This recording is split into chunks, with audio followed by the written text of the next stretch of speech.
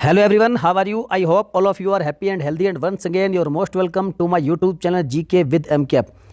मेरे सभी प्यारे साथियों, जिसने यदि थोड़ा भी वर्ल्ड ज्योग्राफी पढ़ा होगा, विश्व भूगोल पढ़ा होगा, तो इस वीडियो को देखकर वह खुद ब खुद समझ जाएगा कि वीडियो का लेवल क्या है। फ्रेंड्स, मैं आपको एक भी बेवकूफ़ी भरे प्रश्न नहीं दूंगा। सारे प्रश्न आपको वे मिलेंगे जो आपके एग्जाम में आने वाले हैं, चाहे वो PCS का एग्जाम हो, UPSC का हो, UPSI को, साथियों लेवल कोई भी हो। लेकिन आपको वर्ल्ड ज्योग्राफी के ऐसे धमाकेदार प्रश्न दूंगा जो एक एक प्रश्न आपकी परीक्षा में आने के काबिल होगा। और साथियों, यदि आपने वाकई ईमानदारी से थोड़ा भी विश्व भूगोल पढ़ा होगा तो आप इन 20 प्रश्नों में से, कुल 20 प्रश्नों में से सिर्फ और सिर्फ 15 प्रश्नों का जवाब देकर दिखाइए। ईमानदारी से टेस्ट लगाइए। और साथियों, मेरा दावा है परीक्षा के लेवल के आधार पर ही इस वीडियो में जितने भी प्रश्न हैं सारे जो भी हैं परीक्षा के हिसाब से हैं। इसलिए साथियों, चलिए वीडियो को शुरू करते हैं बिना समय गंवाए, और वीडियो को ध्यानपूर्वक ईमानदारी से देखिएगा। मैं आपको डिटेल से एक एक प्रश्न का आंसर भी समझाऊंगा। तो चलिए फ्रेंड्स, इस दमदार वीडियो को धुआं करने के लिए रेडी हो जाइए। पहला प्रश्न है कि विश्व में चांदी का सबसे बड़ा उत्पादक देश कौन सा है? कनाडा, भारत, मैक्सिको या फिर अमेरिका? तो फ्रेंड्स, इसका जो राइट आंसर है वह हो जाएगा ऑप्शन नंबर सी, मैक्सिको।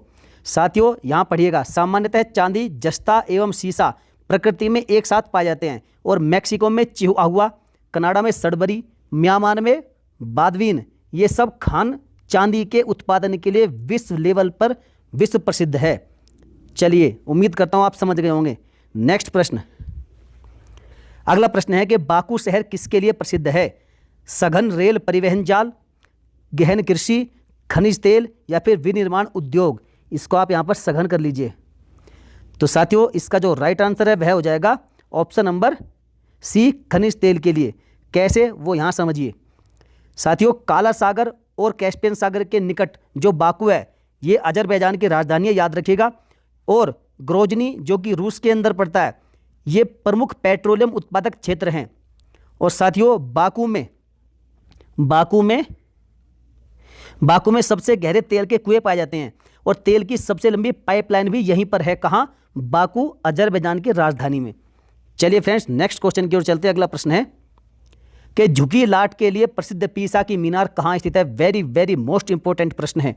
साथियों, मैं फिर कहता हूँ, यदि आपने ये वीडियो देख ली तो आप वीडियो को लाइक किए बिना बिल्कुल नहीं रह पाएंगे। और यदि साथियों आपको वीडियो अच्छी नहीं लगे तो डिसलाइक जरूर करना, ताकि मैं समझ जाऊँ कि हाँ, मैं जितनी मेहनत कर रहा हूँ वो सब बेकार है।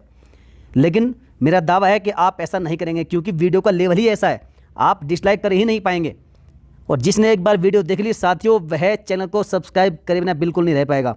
तो चलिए, अगला प्रश्न है कि झुकी लाट के लिए प्रसिद्ध पीसा की मीनार कहाँ स्थित है? ऑस्ट्रिया में, फ्रांस में, इटली में या फिर अमेरिका में? इसका राइट आंसर है ऑप्शन नंबर सी, इटली में। साथियों, ये देखिए, यह है प्रसिद्ध पीसा की मीनार, और यह कहाँ पर है साथियों? यह है इटली में। याद रखिएगा, मोस्ट इंपॉर्टेंट क्वेश्चन है, बहुत बार पूछा गया कि पीसा की मीनार कहाँ है, तो यह इटली में है। चलिए नेक्स्ट क्वेश्चन। और ये साथी देखिए, आप इसको देखिए ध्यान से, ये अपने अक्ष पर झुकी हुई है, और ये कभी गिरती भी नहीं, और अपने अक्ष पर झुकी है, एक तरह का अजूबा ही है ये। चलिए आगे बढ़ते हैं। अगला प्रश्न है क्वेश्चन नंबर 4, निम्न में से कौन सा कथन सही नहीं है? सही नहीं है पूछा गया फ्रेंड्स, मतलब कि कौन सा गलत है? फॉकलैंड द्वीप समूह हिंद महासागर में स्थित है, नामीबिया अफ्रीका में स्थित है, निकारागुआ मध्य अमेरिका में है, या फिर यमन एशिया में है? तो बताइए इसका राइट आंसर क्या हो सकता है। साथियों, ईमानदारी से लगाइए अपने टेस्ट, अपने आप को टेस्ट कीजिएगा, चेक कीजिएगा। यदि आपको समय ज़्यादा चाहिए तो आप वीडियो को पॉज करके समय ले सकते हैं, लेकिन ध्यानपूर्वक सोच समझकर इत्मीनान के साथ में एक एक प्रश्न का जवाब अपने आप में सोचकर नोट करिएगा कि आपने कितने प्रश्नों का जवाब सही दिया है।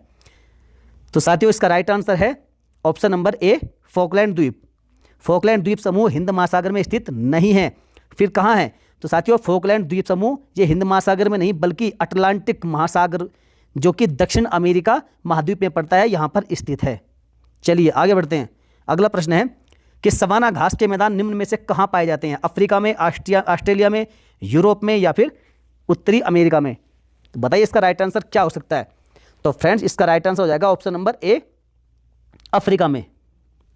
अफ्रीका में ही सवाना घास के मैदान पाए जाते हैं।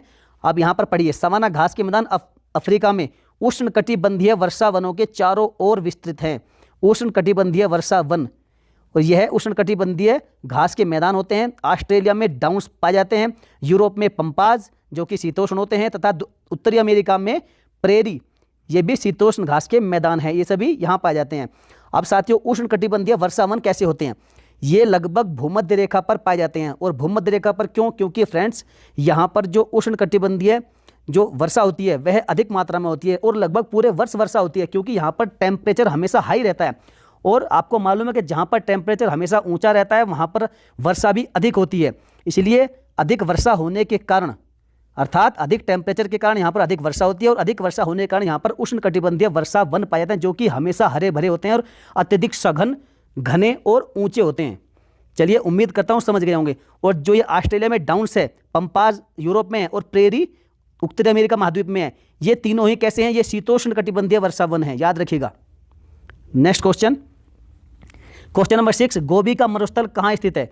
Most important, Australia, Bharat, Mongolia या फिर चीन? इसका right answer option number C, Mongolia. Gobi का मरुस्थल मंगोलिया, जो कि एशिया के अंतर्गत आता है, इसमें स्थित है और यह संसार का तीसरा, याद रखिएगा, संसार का तीसरा सबसे बड़ा मरुस्थल है। थार की बात करें तो थार कहाँ पर है? भारत और पश्चिमी भारत और पूर्वी पाकिस्तान में स्थित है। जबकि ऑस्ट्रेलिया में Stuart, Victoria, great Sandy, Gibson, अर्थात 7GB, याद रखिएगा टिक, 7GB, 7 से सैंडी, जी से गिब्सन, बी से विक्टोरिया, और साथ में स्टुअर्ट भी है, अर्थात Stuart, Victoria, great Sandy, Gibson आदि मरुस्थल ये ऑस्ट्रेलिया में पाए जाते हैं। और पश्चिमी व उत्तरी अफ्रीका की बात करें तो यहाँ पर सहारा मरुस्थल स्थित है, जो कि विश्व का सबसे बड़ा मरुस्थल है। और इस कोरोना किंग जिनपिंग वाले देश चीन की बात करें तो ये इसमें यहाँ पाया जाता है टकला मकान, ये टकला मकान मरुस्थल यहाँ पर चीन में पाया जाता है। चलिए नेक्स्ट क्वेश्चन, अगले प्रश्न की ओर बढ़ते हैं। साथियों, सारे प्रश्न धमाकेदार हैं, आप बस वीडियो को एंड तक ध्यान से देखिएगा। और अंत में मैं आपसे एक प्रश्न भी पूछूंगा, उसका भी आंसर आपको कमेंट बॉक्स में लिखना है। क्वेश्चन नंबर 7 है, संसार का सबसे बड़ा द्वीप कौन सा है? बोर्नियो, ग्रीनलैंड, मेडागास्कर या फिर न्यू गिनी? इसका जो राइट आंसर हो जाएगा ऑप्शन नंबर बी, ग्रीनलैंड।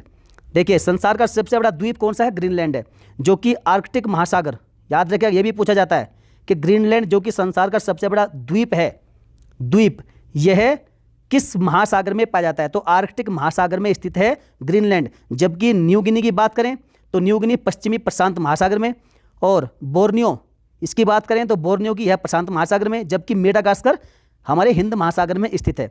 अभी आप ध्यान से देखिएगा ग्रीनलैंड है कहाँ। तो देखिए, मैप की ओर चलते हैं, ये हमारा विश्व का मैप।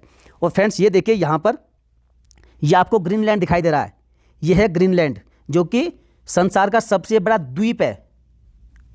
और यदि साथियों एक फैक्ट और यहाँ पर ध्यान में रखिएगा, ये भी पूछा जा सकता है कि ग्रीनलैंड भौगोलिक दृष्टि से किस महाद्वीप के अंतर्गत आता है? तो याद रखिएगा, यदि भौगोलिक दृष्टिकोण से बात करें तो यह कौन सा? उत्तरी अमेरिका का हिस्सा है, उत्तरी अमेरिका महाद्वीप का हिस्सा है। और जबकि यदि सांस्कृतिक और राजनीतिक तौर पर देखा जाए तो फ्रेंड्स यह यूरोप का हिस्सा है, यूरोप के अंतर्गत आता है। और भौगोलिक दृष्टिकोण से यह उत्तरी अमेरिका का हिस्सा है, ये उत्तरी अमेरिका है और ये यूरोप का एरिया है, और ये पर है, यहाँ पर है ग्रीनलैंड।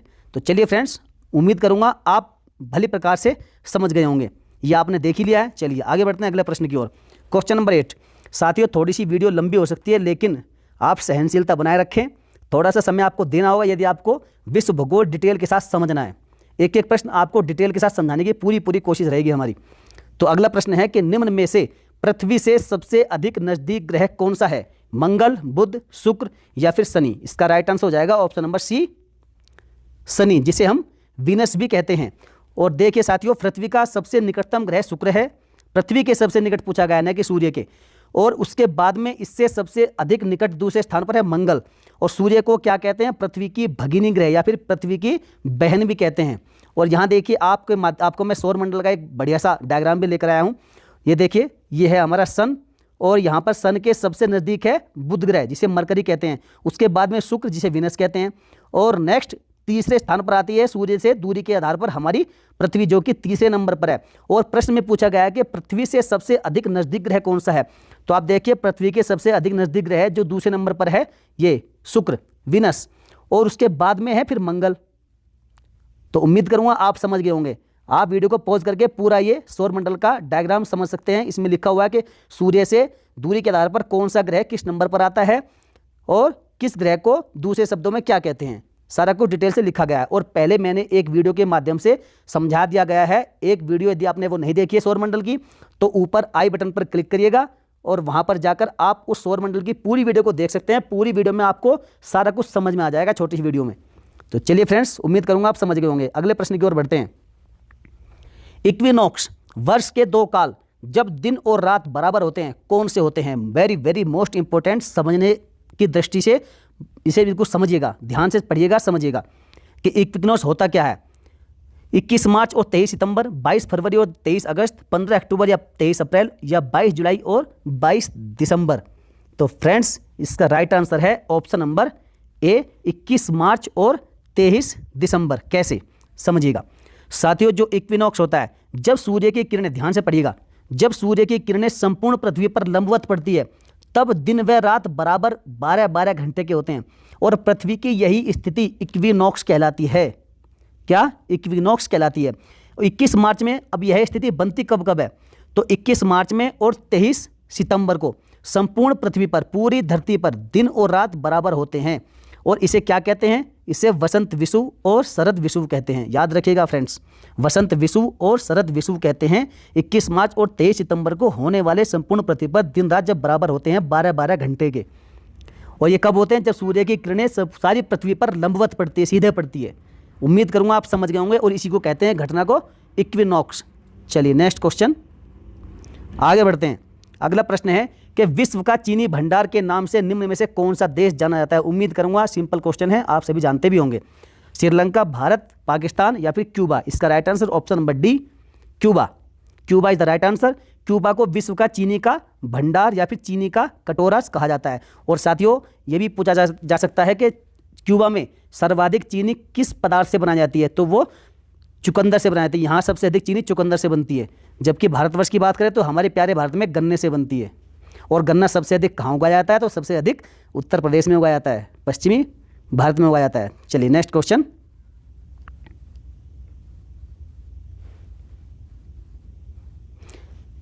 तो फ्रेंड्स यहाँ पर हमने बताया कि आपको पश्चिमी भारत नहीं, उत्तरी भारत में, और उत्तरी भारत में कहाँ पर? लगभग पूरे उत्तर प्रदेश में गन्ना सबसे अधिक उगाया जाता है। चलिए आगे बढ़ते हैं। क्वेश्चन नंबर 11, उच्चतम लवणता कहाँ पाई जाती है? बताइए, जो सबसे अधिक लवणता है वह कहाँ पाई जाएगी ऑप्शन के अनुसार? मृत सागर में, लाल सागर में, ग्रेट साल्ट लेक में या फिर वान झील में? मोस्ट इंपॉर्टेंट क्वेश्चन है। तो इसका राइट आंसर हो जाएगा ऑप्शन नंबर डी, वान झील में। वान झील में सबसे अधिक लवणता पाई जाती है। कैसे? देखिए साथियों, जब नदियाँ अपने द्वारा निरंतर लवण लेकर आती है और समुद्र में गिराती है, नदियों द्वारा निरंतर लवण की आपूर्ति होते रहने से समुद्रों और झीलों में लवणता की मात्रा बहुत अधिक हो जाती है।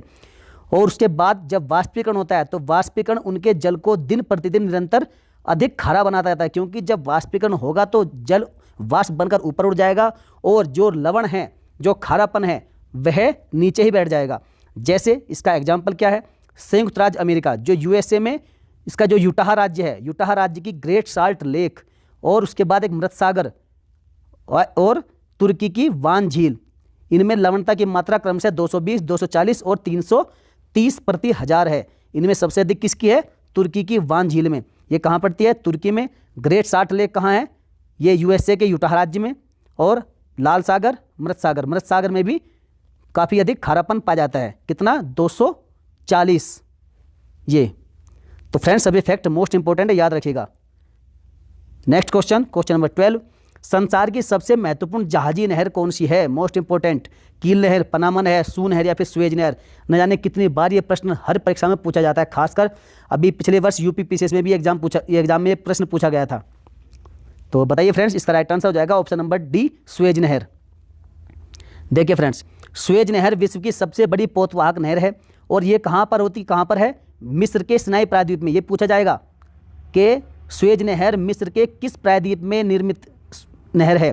तो यह सिनाई प्रायद्वीप में निर्मित सुएज नहर विश्व की सबसे बड़ी कृत्रिम ये मानव निर्मित है फ्रेंड्स, न कि नेचुरल है। ये मानव निर्मित नहर है जो कि सिनाई प्रायद्वीप में निर्मित है। और ये भूमध्य सागर और लाल सागर को जोड़ने वाली इस नहर का निर्माण कब? 1869 ईस्वी में किया गया था। इस नहर के निर्मित होने से यूरोप और एशिया के मध्य की दूरी बहुत कम हो गई है।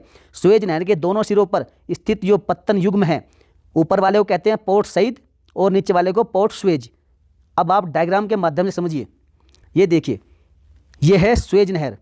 आप ध्यान से मैप को देखिएगा, ये देखिए ये भूमध्य सागर है और इधर है ये लाल सागर, लाल सागर इधर हुआ और ये भूमध्य सागर है।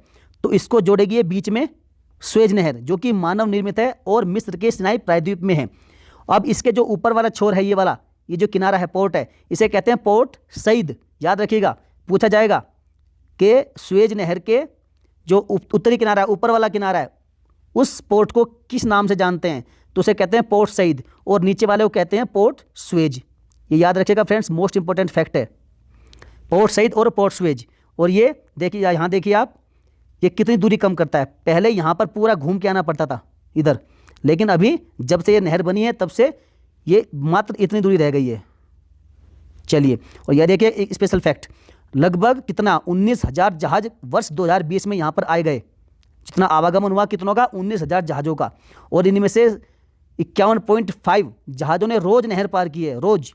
और इनके द्वारा 1.17 बिलियन टन माल नहर से इससे गुजरा है। उम्मीद करूँगा आप समझ गए होंगे कहाँ पर है ये नहर, मिस्र के सिनाई प्रायद्वीप में। चलिए नेक्स्ट क्वेश्चन, आगे बढ़ते हैं फ्रेंड्स। सर्वाधिक सघन खेती कहाँ प्रचलित है? इंडोनेशिया में, भारत में, जापान में या फिर यूएसए में? तो इसका राइट आंसर हो जाएगा ऑप्शन नंबर सी, जापान में। देखिए, अधिकतम जनघनत्व वाले क्षेत्रों में सघन कृषि की जाती है।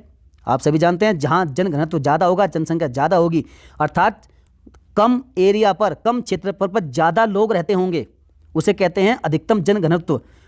तो वहाँ पर कैसी कृषि होगी? सघन कृषि होगी। और इसका उद्देश्य कम क्षेत्र में अधिक उत्पादन प्राप्त करना है। अधिक उत्पादन प्राप्त करने के लिए इस कृषि में भूमि की प्रत्येक इकाई पर श्रम एवं पूंजी का अधिक उपयोग किया जाता है। मोस्ट इंपॉर्टेंट फैक्ट है, ऐसी कृषि पर, ऐसी खेती पर प्रत्येक इकाई पर श्रम एवं पूंजी का अधिक उपयोग किया जाता है। विकासशील देशों की बात करें तो यहाँ गहन जीवन निर्वाह खेती होती है, और विकसित देशों में सघन व्यापारिक कृषि की जाती है। सघन खेती करने से प्रति हेक्टेयर उत्पादन कैसा होता है? अधिक होता है। और सघन खेती का प्रचलन सबसे अधिक कहाँ पर है? जापान में है। चलिए नेक्स्ट क्वेश्चन, क्वेश्चन नंबर 14, निम्न में से कहाँ अयनवर्तीय वर्षा वन पाए जाते हैं? कांगो घाटी में, हुआंगो घाटी में, गंगा घाटी में, मरे डार्लिंग घाटी में? मोस्ट इंपॉर्टेंट फैक्ट है, इसका राइट आंसर हो जाएगा ऑप्शन नंबर ए, कांगो घाटी में। फ्रेंड्स, कांगो नदी जो है विश्व की ऐसी नदी है जो 0 डिग्री को 2 बार काटती है। 0 डिग्री मीन्स भूमध्य रेखा, विषुवत रेखा, इसे ये 2 बार काटती है। ये प्रश्न पूछा जाता है कि ऐसी कौन सी नदी है जो 0 डिग्री लैटिट्यूड को, अर्थात भूमध्य रेखा को 2 बार काटती है। 2 बार काटने का मतलब क्या है? ये भूमध्य रेखा है, समझिएगा, और ये नदी है कांगो रिवर। तो एक बार ऐसे आई और एक बार ऐसे गई, 2 बार काट दिया, एक बार यहाँ, एक बार यहाँ, तो 2 बार काटती है कांगो नदी किसको? 0 डिग्री भूमध्य रेखा को। और यह अफ्रीका महाद्वीप की महत्वपूर्ण नदी है। कांगो घाटी में अयनवर्तीय वर्षा वन पाए जाते हैं। यह घाटी भूमध्य रेखा पर स्थित है, यह आपको बता दिया गया है, और यहाँ पर सदैव बर्फ जमी रहती है, इसलिए यहाँ पर अयनवर्तीय वर्षा वन पाए जाते हैं। ये भी फैक्ट पूछा जा सकता है कि सदैव बर्फ जमी रहने से कांगो घाटी में कौन से वन पाए जाते हैं? तो कैसे? अयनवर्तीय वर्षा वन पाए जाते हैं। और यहाँ के पेड़ अत्यधिक घने व ऊंचे होते हैं। अत्यधिक घने व ऊंचे क्यों होते हैं आपको पहले बता दिया गया है, क्योंकि 0 डिग्री अर्थात भूमध्य रेखा पर पूरे वर्ष टेम्परेचर हाई रहता है। टेम्परेचर हाई रहने से यहाँ पर वर्षा अधिक होती है, और वर्षा अधिक होने से यहाँ पर जो पेड़ पौधे हैं, वन हैं, वो घने होंगे और ऊंचे होंगे। चलिए नेक्स्ट आगे बढ़ते हैं। फ्रेंड्स, यदि वीडियो में आपको दम लग रहा है और मेरी मेहनत आपको लग रही है कि मैंने मेहनत की है इस वीडियो में, तो आप ईमानदारी से वीडियो को लाइक करके ये बता देना कि हाँ वीडियो अच्छी है। चलिए नेक्स्ट क्वेश्चन है कि टोर्नेडो बहुत प्रबल उष्णकटिबंधीय चक्रवात है जो उठते हैं कहाँ पर? टोर्नेडो आपने बहुत बार सुना होगा। ये चक्रवात कहाँ उठते हैं? कैरेबियन सागर में, चीन सागर में, अरब सागर में या फिर श्याम सागर में? इसका राइट आंसर हो जाएगा ऑप्शन नंबर ए, कैरेबियन सागर में। जो टोर्नेडो है फ्रेंड्स, यह भयंकर अल्पकालीन तूफान होता है, और ऑस्ट्रेलिया एवं संयुक्त राज्य अमेरिका अर्थात यूएसए के मिसिसिपी, कहाँ पर? मिसिसिपी इलाकों में इस तूफान को टोर्नेडो कहा जाता है। यह जल एवं थल दोनों में उत्पन्न होते हैं। कई बार पूछा जाता है कि जल और थल दोनों में उत्पन्न होने वाला चक्रवात कौन सा है? तो वह है टोर्नेडो। और इसमें स्थलीय हवाओं का वेग कितना होता है? लगभग 325 किलोमीटर प्रति घंटा की रफ्तार से होता है। और यह कहाँ? कैरेबियन सागर, जो कि उत्तरी अटलांटिक महासागर के अंतर्गत आता है, यहाँ पर उठता है। चलिए नेक्स्ट क्वेश्चन, क्वेश्चन नंबर 16, मरुस्थलीय पौधों की जड़ें लंबी होती है क्योंकि? देखिए फ्रेंड्स, समझिएगा, ध्यान से पढ़िएगा क्वेश्चन को, तब इसका आंसर बताइएगा। मरुस्थलीय पौधे की जड़ लंबी होती है, क्यों? क्योंकि ऑप्शन नंबर ए, भूमि का उच्च तापमान जड़ों को लंबा होने हेतु प्रोत्साहित करता है। बिल्कुल गलत है। जड़ें पानी की तलाश में लंबी हो जाती है, ये सही है। भूमि में पानी नहीं होता, इसलिए यह सख्त होकर जड़ों पर दबाव डालती है, जिससे वह लंबी हो जाती है, रॉन्ग। जड़ें सूर्य की गर्मी के विपरीत दिशा में बढ़ती है, रॉन्ग।